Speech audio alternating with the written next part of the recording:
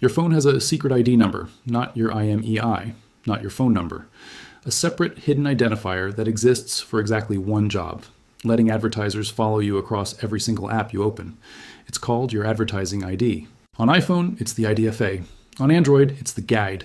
And right now, there's a real chance yours is switched on because on a lot of phones, it ships that way, and almost nobody ever goes looking for it. In the next few minutes, I'm going to show you exactly what this thing is, where it came from, why regulators in Europe have actually fined Apple over it twice, and exactly how to shut it off on your own phone. Stick around, because the setting most tutorials skip is near the end, and it's the one that actually matters. Let's start with what this ID actually is. Apple's version, the IDFA, stands for Identifier for Advertisers. It's a 128-bit code formatted like a long string of letters and numbers, something like A1B2C3D4 E5F6 7890 ABCD EF1235678890. And Apple assigns 1 to every single iOS device. It first showed up back with iOS 6. Its entire purpose is to let advertisers monitor user engagement, deliver personalized ads, and track what you do after you install an app. Android's version does the same job under a different name, the Google Advertising ID, or GAD. It's a resettable, anonymous identifier that advertisers use to track activity and serve personalized ads across apps. And it works basically the same way as IDFA, just on the Android side of the fence. Here's the easiest way to picture it. Imagine you're wearing a name tag that just says anonymous user number 48291. It doesn't have your real name on it. But every single app you install can read that tag. So if 10 different apps on your phone, say a game, a shopping app, a weather app, and a fitness tracker, all see the exact same number attached to your device, they can compare notes. None of them individually knows who you are, but together they can build a surprisingly detailed picture of your habits, your location patterns, what you shop for, what time you're active, all stitched together using that one shared number as the thread that ties it all together. Now, you might be thinking, didn't Apple already fix this? Sort of, and this is the part most videos about this topic get wrong or skip entirely. Back in 2021, Apple rolled out something called App Tracking Transparency, usually just called ATT, as part of iOS 14.5. Before that update, apps could read your IDFA automatically, no questions asked. After the update, apps had to ask you first, through that pop-up window you've probably seen that says something like, allow this app to track your activity across other companies' apps and websites. If you say no, or you never grant permission, your IDFA gets zeroed out. Developers see a string of zeros instead of your actual identifier, and the tracking simply cannot happen. That's the theory, and on paper it sounds like the problem's basically solved. Except here's the twist. A surprising number of people still tap allow. Opt-in rates for tracking climbed back up to roughly 50% globally by 2025, which is about a 10% increase since ATT first rolled out. That means about half of iPhone users out there are still consenting to be tracked through that exact pop-up, often without fully realizing what they're agreeing to. And that's iPhone, where the setting is at least prominent and consistently enforced. Android tells a messier story. Google did follow Apple's lead and gave users the ability to restrict third-party access to their GAID and opt out of personalized ads. But on a lot of Android devices, this protection is off by default, meaning your phone is tracking you through this ID unless you actively go find the setting and switch it off yourself. Nobody asks you first the way Apple's pop-up does. And there's an even older story here worth knowing because it shows this isn't just theoretical concern.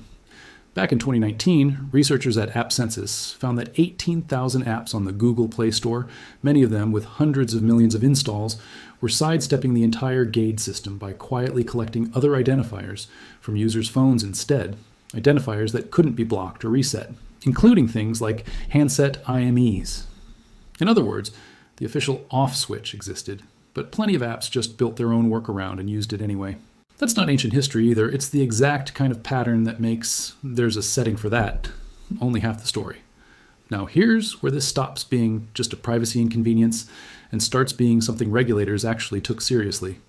France's Data Protection Authority, the CNIL, fined Apple 8 million euros back in December 2022. Their finding was that Apple had been reading and depositing IDFAs onto users' devices inside the App Store itself, on older iOS versions, without getting proper consent first, in breach of French e-privacy law. Apple's own privacy feature, in other words, wasn't being fully applied to Apple's own App Store. Apple announced it intended to appeal. Then, in March 2025, French regulators went further. This time it was the French Competition Authority, working alongside the CNIL, and they fined Apple 150 million euros. But the reasoning this time was different and honestly more interesting. The complaint wasn't that ATT existed. Regulators were explicit that the goal of protecting user privacy was not itself the problem. The issue was how it was implemented. Specifically, they found an asymmetry. If a user wanted to reject tracking, that only required one action.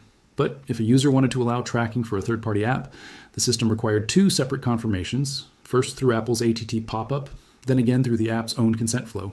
Meanwhile, Apple's own apps didn't have to jump through that same double consent hoop, at least not until iOS 15 came along. Regulators said this lopsided design particularly penalized smaller publishers and app developers who depend heavily on advertising revenue to survive, since it made it artificially harder for users to say yes to being tracked by anyone except Apple itself. It's worth being fair here, since this is genuinely a nuanced regulatory finding, not a simple Apple bad story. The French authority explicitly said the privacy objective itself wasn't in question, and the fine was about implementation fairness between Apple and third-party developers, not about whether blocking tracking was a legitimate thing to do. So, to be clear about what that means for you as a viewer, this isn't some shadowy hidden feature that only conspiracy channels talk about. It's real enough that European regulators have investigated it, fined the world's largest phone maker over it twice, on two different legal grounds, and are actively continuing to scrutinize how it's implemented. That's about as far from made-up scare as a privacy topic gets. Let's get into the practical part now, because knowing this exists doesn't help you if you don't know where the switch is. On iPhone, open Settings, then go to Privacy and Security, then tap Tracking. You'll see a general toggle, plus a running list of every app that has asked to track you and what you answered. Turn off, allow apps to request to track, and any future request gets blocked automatically before it even reaches you. When that setting is off, your IDFA gets zeroed out at the system level, so apps requesting it just see a string of zeros instead of a usable identifier. On Android, the path is a little different depending on your exact device, but generally you'll go into Settings, then Google, then Ads, and from there you'll find Reset Advertising ID. That's the option most people know about. But here's the one nearly every tutorial skips. Starting with Android 12, you're not limited to just resetting your advertising ID to a new random string. You can delete it entirely. That distinction actually matters a lot more than it sounds. Resetting just gives advertisers a brand new number to start building a fresh profile around, essentially wiping the slate, but leaving the tracking mechanism fully intact and ready to go again. Deleting it removes the tool itself, so there's no ID left for apps to latch onto in the first place. If you only do one thing after watching this, make it that. I also want to give you the honest caveats here, because I'd rather you walk away with an accurate picture than an oversold one. Turning this off stops cross-app tracking that's tied specifically to that advertising ID. It does not make you invisible online. Apps and advertisers have other signals they can lean on, things like IP address patterns, device fingerprinting, and modeling techniques that estimate behavior even without a direct identifier. You'll likely notice less personalized advertising, not zero advertising, since the ads themselves don't disappear. They just get less targeted at your specific habits. And since ATT rolled out, the advertising industry has increasingly leaned on tools like Apple's SKAd network and probabilistic modeling to estimate campaign performance, even when they can't get a direct ID. So this is a meaningful door you're closing, not the only door that exists. There's a similar layer on the iPhone side, worth knowing about too, called IDFV, the identifier for vendors. Unlike IDFA, this one is shared automatically among apps made by the same developer or company. And it doesn't require the ATT consent pop-up at all, since it's designed to let one company track users across its own family of apps, rather than handing that ability to outside advertisers. It's a narrower kind of tracking, but it's worth knowing it exists separately from the setting you just turned off. Now, you might wonder how big a deal this actually was for the advertising industry, and the honest answer is enormous. Meta, the company behind Facebook and Instagram, said publicly that Apple's privacy change would cost them about $10 billion in revenue in 2022 alone. Meta's own chief financial officer called it a significant headwind on a call with analysts. Before ATT rolled out, Meta had run full-page ads in major newspapers criticizing the change, framing it as being about profit rather than privacy. And Apple's CEO responded publicly using Meta's own app as an example of exactly how the new tracking prompt worked. That back and forth alone tells you how much money was riding on that one hidden ID being freely accessible. To fill the gap, Apple built a replacement called SKAd network, which gives advertisers aggregated, delayed data instead of tracking individual people, but it comes with real limits. Conversion data can arrive a full day or two late. Advertisers only get 64 possible values to describe what someone did after installing an app. And it only works for app install campaigns at all, not for tracking someone who visits a website. That gap between what advertisers used to see and what they can see now is exactly why so much of the ad industry pushed back so hard when this setting first rolled out. Here's the part that should temper any illusion that turning off your advertising ID makes you untrackable. There's a second, quieter method that doesn't rely on any ID at all. It's called browser and device fingerprinting. Instead of reading a stored identifier the way IDFA or GAID work, fingerprinting looks at the combination of details your device naturally reveals just by existing. Things like your screen resolution, installed fonts, time zone, operating system version, even quirks in how your graphics hardware renders a web page. Combine enough of those details, and you get a profile that's often unique enough to single you out among millions of other devices, without ever touching a single stored ID you could delete or reset. That's what makes it different from, and in some ways more persistent than, the advertising ID we've been talking about this whole video. You can't clear it the way you clear cookies, and there's no toggle in your settings labeled fingerprinting for you to switch off. It's genuinely one of the reasons privacy researchers described cookies and ad IDs as the visible layer of tracking, and fingerprinting as the layer underneath that keeps working even after you've locked everything else down. Now, the advertising ID is really just one piece of a bigger picture, and I want to walk you through the rest of it because these next few things get talked about even less than IDFA and GAID do. Start with location. Most people think of location tracking as a single on-off switch, and it isn't. Both iPhone and Android let you grant an app either approximate location or precise location, down to just a few meters, and a lot of apps ask for the precise version even when they clearly don't need it to function. Researchers at the Electronic Frontier Foundation flagged a subtler version of this problem too. A lot of app developers embed third-party code libraries called SDKs to handle things like analytics or ad delivery, and those SDKs quietly inherit whatever location permission the user already granted to the main app. So you might grant your weather app permission to know where you are, not realizing that a completely separate advertising company's code, bundled inside that same app, is also reading your precise coordinates, and the app's own developer may not even fully realize it's happening either. There's a deeper layer here that your phone's privacy settings can't touch at all, and it only came to light very recently.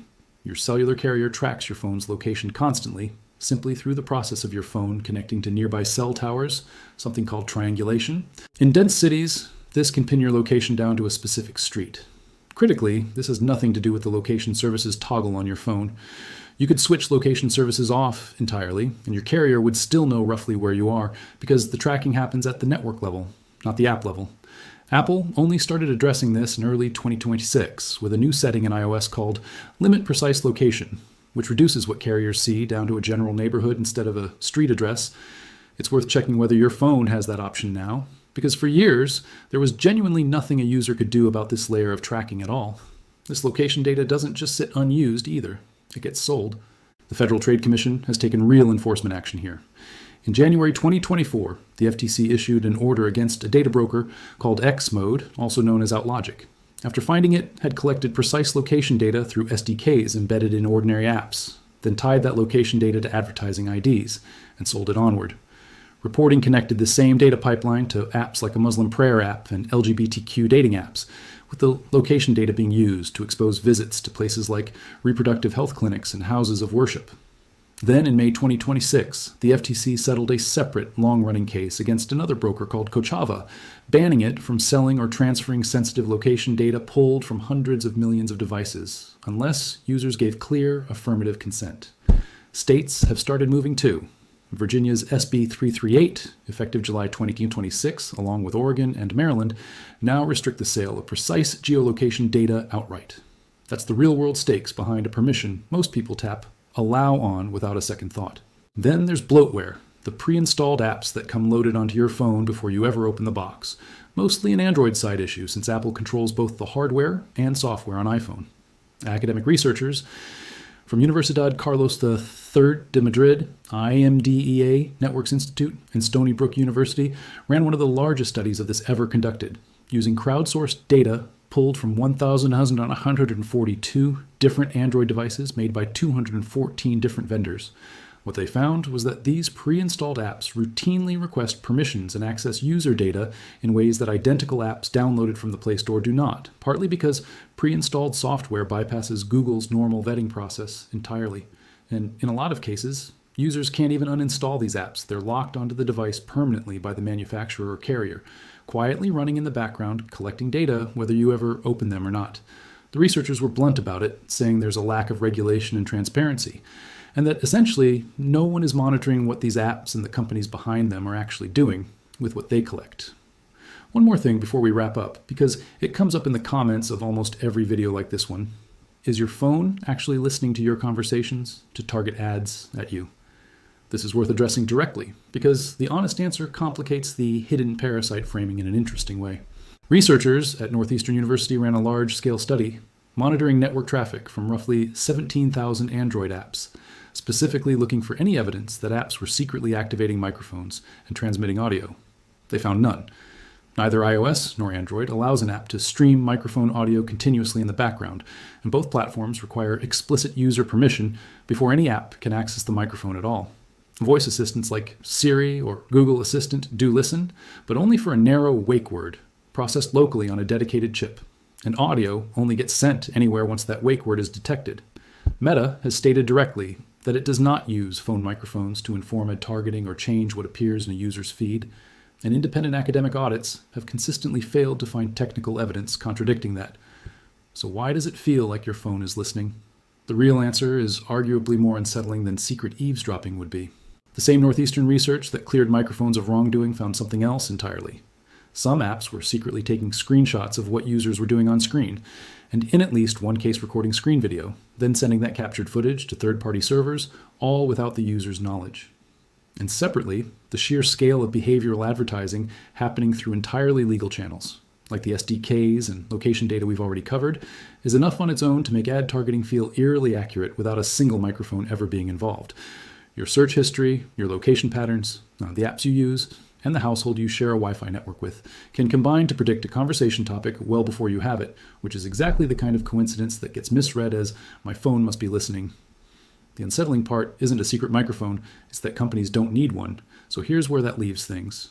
Your phone has been quietly carrying around a hidden ID this whole time, whose entire purpose is to let the apps on your phone compare notes about you behind the scenes, and that's really just the most visible layer of a much bigger picture that includes your location, the apps you never chose to install, and tracking methods that don't even need an ID at all. It's real. It's been the subject of actual regulatory fines, FTC enforcement actions, and academic research, and depending on your settings, several of these are very likely active right now, today, on the device sitting in your pocket. The fix for the advertising ID specifically takes less than a minute on either platform. Go check both settings I walked through, the tracking toggle on iPhone and the delete option on Android, not just reset. Then go check your per-app location permissions while you're in there, switch precise location off for anything that doesn't genuinely need it to function, and if your phone offers it, turn on the setting limiting what your carrier can see. And the next time an ad feels a little too accurate, remember it's almost certainly not your microphone. It's everything else you've already agreed to share. If this was useful, subscribe, because I'm doing more of these deep dives into the settings buried in your phone that most people never find. And let me know in the comments, iPhone or Android, and whether that toggle was already off on your phone or whether you just found out it wasn't.